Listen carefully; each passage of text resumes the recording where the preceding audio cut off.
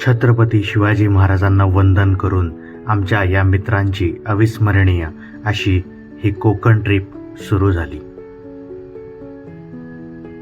पहाटेच्या शांत वातावरणात मनात उत्साह आणि डोळ्यात नव्या प्रवासांची स्वप्न घेऊन आम्ही कोकणच्या दिशेने निघालो. रस्त्यावर फारशी वर्दळ नव्हती, पण आमच्या गप्पा आणि प्रवासाची मजा मात्र रंगात आलेली होती.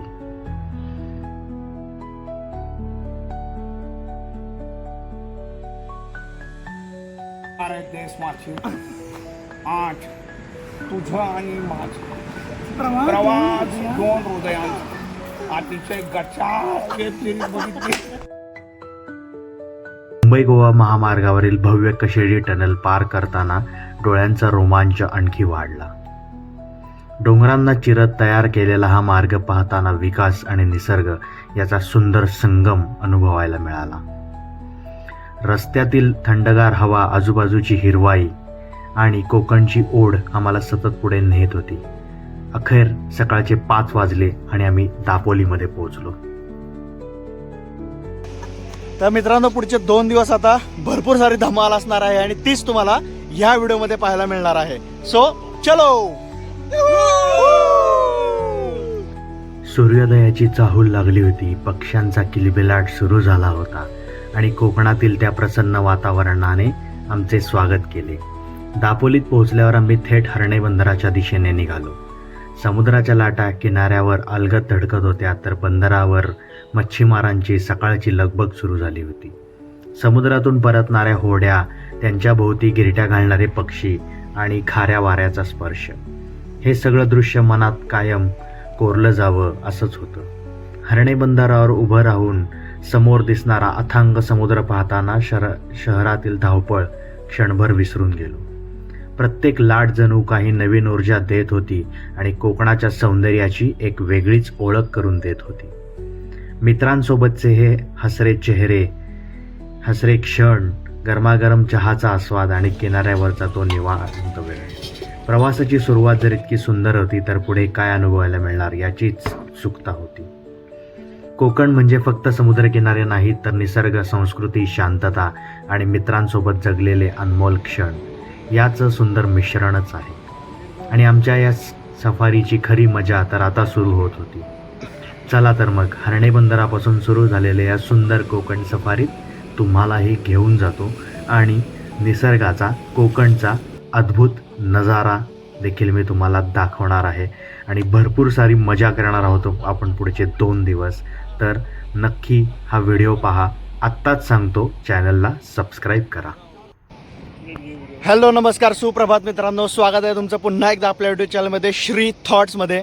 आणि मित्रांनो, ह्या व्हिडिओची सुरुवात आपण थेट करत आहोत कोकणातून, आणि ती पण हर्णे बंदरवरनं. सकाळचे 7 वाजलेले आहेत आणि आपण रात्रभर प्रवास करून कोकणामध्ये पोहोचलेलो आहोत, थेट हर्णे बंदरला. ते पण माशांचा बाजार पाहण्यासाठी. पण आपण आलेलो आहोत यावेळेस मित्रांसोबत, आणि हेच ते मित्र. So good morning. मी प्रत्येकाचं तुम्हाला इंट्रोडक्शन देईनच व्हिडिओमध्ये. आपली भरपूर सारी टीम आहे. आम्ही 7 जण आलेलो आहोत. 2 गाड्या आहेत. एक आपल्याकडे विटारा ब्रेझा आहे, एक वॅगनार आहे, आणि मस्तपैकी सुंदर अशी थेट हर्णे बंदरवरनं आता थोड्याच वेळात इथं माशांचा बाजार भरणार आहे. आम्ही सगळेजण मासे खरेदी करायला जाणार आहोत. आणि तर मित्रांनो, पुढचे 2 दिवस आता भरपूर सारी धमाल असणार आहे आणि तीच तुम्हाला ह्या व्हिडिओमध्ये पाहायला मिळणार आहे. सो चलो.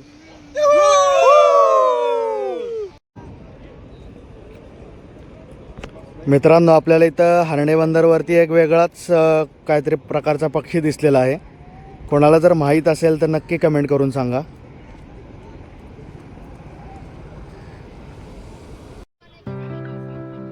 लिलावाच्या ठिकाणी आपण आता आलेलो आहोत मित्रांनो. आता इथं व्यापारी, विक्रेते आणि स्थानिक मच्छीमार यांची देखील आपल्याला गर्दी दिसते आहे. आणि काही आपल्यासारखे पर्यटक देखील आहेत जे की मासे खरेदी करायला आलेत.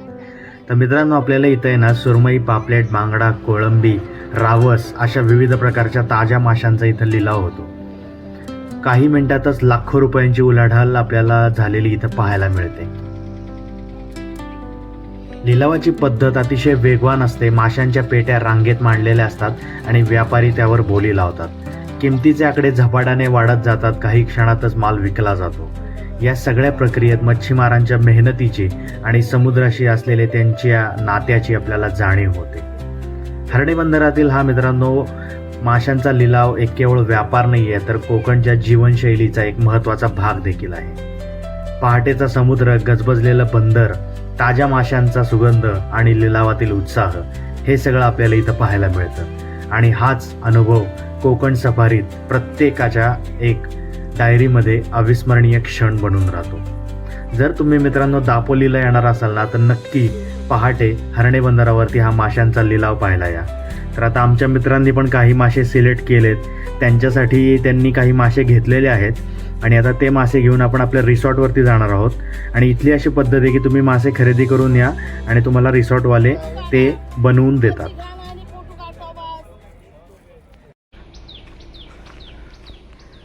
बीट द हीट मित्रांनो, भरपूर सारी हीट आहे कोकणामध्ये.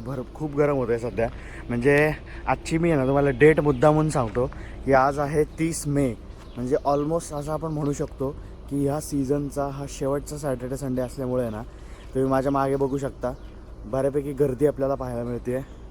इथून आपण आत्ता आलो आणि आपल्या गाड्या मी तुम्हाला दाखवतो. आता आपण कुठल्या 2 गाड्यातून आलो होतो, कारण की सकाळी मासोळी बाजारमधून आल्यानंतर आहे ना आम्ही डायरेक्ट इथे जेवलो. मला शूट करण्याचं पण भान नव्हतं.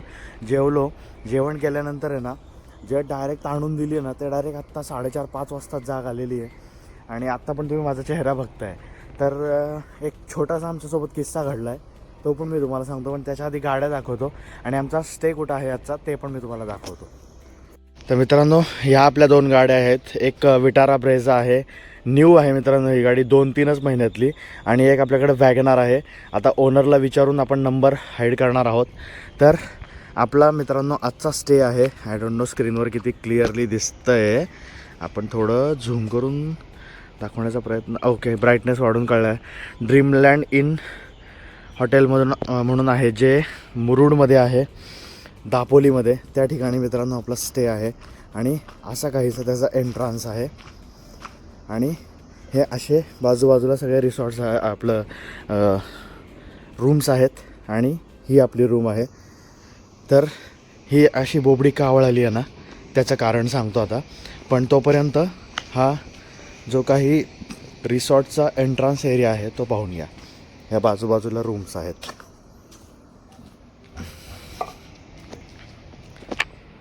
तर मित्रांनो प्रॉब्लेम असा झाला होता ना की म्हणजे आमच्यातला एक जण जो पर्सन आहे त्याचं मी तुम्हाला इंट्रोडक्शन देईनच, की ज्याला आम्ही एक म्हणतात ना प्रत्येक ग्रुपमध्ये एक नियोजनाचा भाष्य असतो, तसं आमच्यात पण एक नियोजनाचा भाष्य आहे.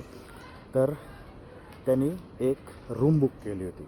ओके, तर आम्ही टोटल मी तुम्हाला म्हटलं तसं 7 जण आहोत. रूम बुक केली होती. पण ते रूम बुक करताना AC नॉन AC या 2 शब्दांमध्ये घोळ झाला आणि ते सगळं त्याचं आम्हाला त्या गोष्टी सहन कराव्या लागल्या. तर ते का, तर त्याचं सगळ्यात मोठं रिझन म्हणजे आम्हाला नॉन AC रूम मिळाली आहे या हीटमध्ये. आता मला जर इथं त्याचा स्क्रीनशॉट भेटला ना तर मी इथं किती डिग्री टेम्परेचर होतं आणि ह्युमिडिटी किती होती ह्या दोन्ही गोष्टी मी तुम्हाला इथं दाखवेनच. त्यामुळे एक प्रॉब्लेम झाला आहे. तर आम्ही आता थोड्या वेळाने त्यांना रिक्वेस्ट करून बघणार आहे की आम्हाला AC रूम मिळते आहे का, अवेलेबल होती आहे का नाही. पण सध्या मी तुम्हाला म्हटलं तसं सुट्टीचा शेवटचा असल्यामुळं मिळणं थोडं कठीण आहे. आता ह्या ट्रिपमधले बाकीचे कॅरेक्टर्स मी तुम्हाला थोड्या वेळात दाखवतो, पण त्याच्या आधी अजून थोडासा रिसॉर्टचा एरिया मी तुम्हाला दाखवतो. हा काहीसा एंट्रन्स आहे. आपण आपल्या मागं जाता रिसेप्शनचा एरिया गेला, इकडं किचन एरिया आहे, इकडं जेवायला बसण्याची व्यवस्था आहे. त्याच किचन लॉन्चच्या एरियातून पुढं आल्यानंतर मित्रांनो असा काहीसा इकडं माहोल आहे. इकडे देखील आपल्याला बऱ्याचशा रूम्स पाहायला मिळत आहेत. या सी फेसिंग रूम्स आपण याला म्हणू शकतो. आणि इथं लॉन टाईप एरिया आहे आणि बऱ्यापैकी बसण्याची इकडे व्यवस्था आहे.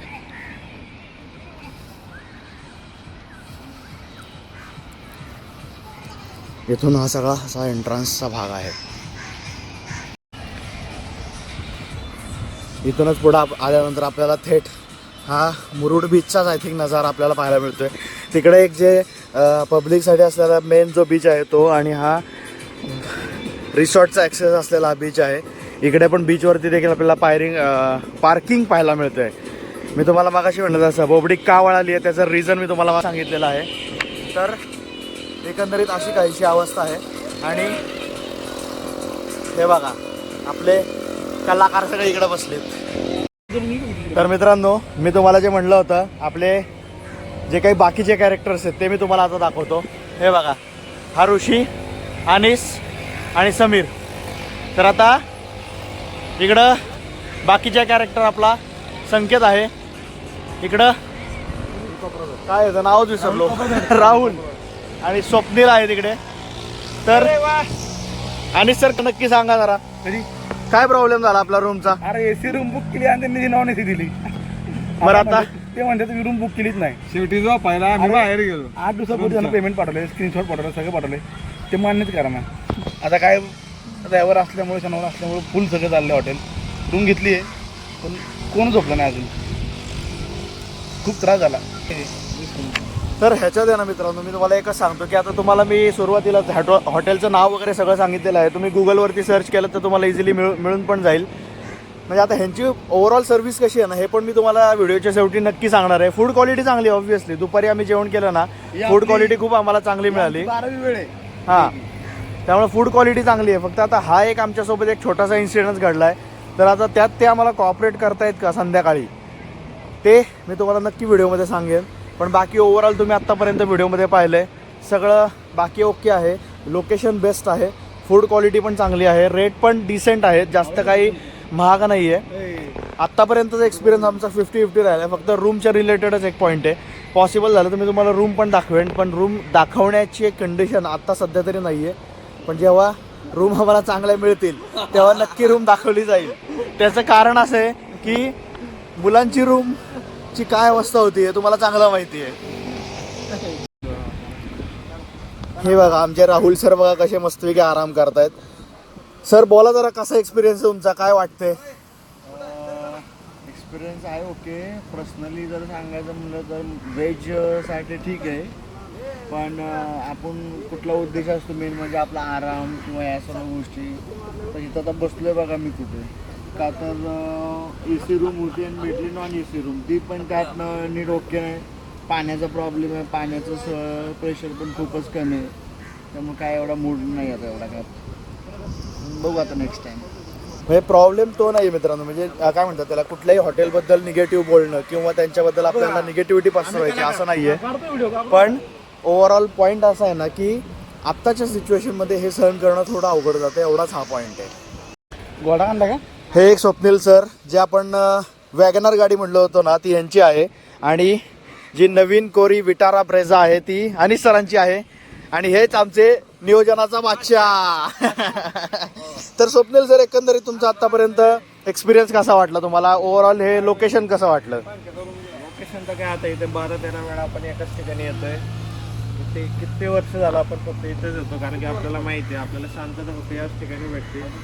सगळी सोय सुविधा आपल्याला पाहिजे तसं जेवण चवीनुसार पाहिजे तसं बनवून आणि योग्य दरामध्ये आपल्याला इथंच भेटून जातं. त्याच्यामुळे काय आता हे दुसरं घर असल्यासारखं झालेलं आहे लोकेशन. मजा येते. तुम्ही पण येऊ शकता. धन्यवाद. तर मित्रांनो तुम्हाला मी सुरुवातीला सगळे डिटेल्स तर दिलेलेच आहेत. डिस्क्रिप्शन बॉक्समध्ये देखील मी तुम्हाला या हॉटेलचं नाव वगैरे सगळं टाकेन, कॉन्टॅक्ट नंबर वगैरे सगळं टाकेन. फक्त तो एक पॉईंट सोडला ना तर बाकी ओव्हरऑल लोकेशन एकदम बेस्ट आहे. आणि आता संध्याकाळ ते म्हणतात ना सनसेटचा जो आता फील आहे ना तो हळूहळू यायला सुरुवात झालेली आहे. तर आम्ही आता लवकरच आहे ना मस्तपैकी पाण्यात खेळायला जाणार आहे. चला तयार का घुसायचं का आता जायचं भिजायला. चलो. तुम्हाला आता इथूनच 1-2 ग्लिम्स दाखवतो आणि आम्ही थेट पाण्यात निघणार आहोत. असा काहीसा एकंदरीत माहोल आहे.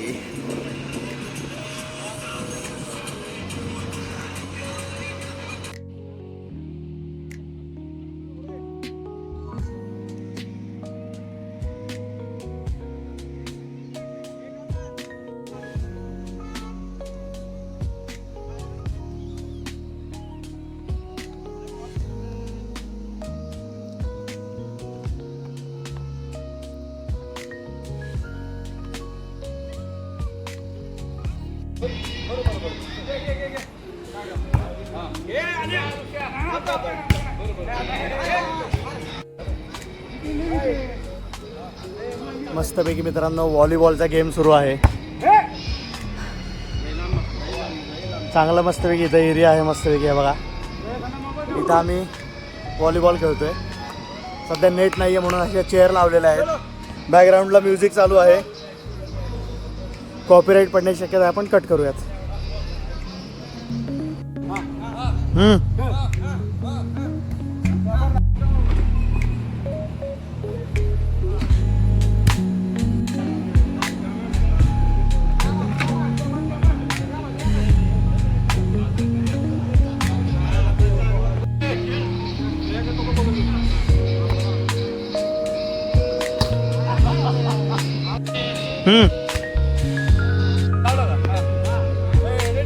येस.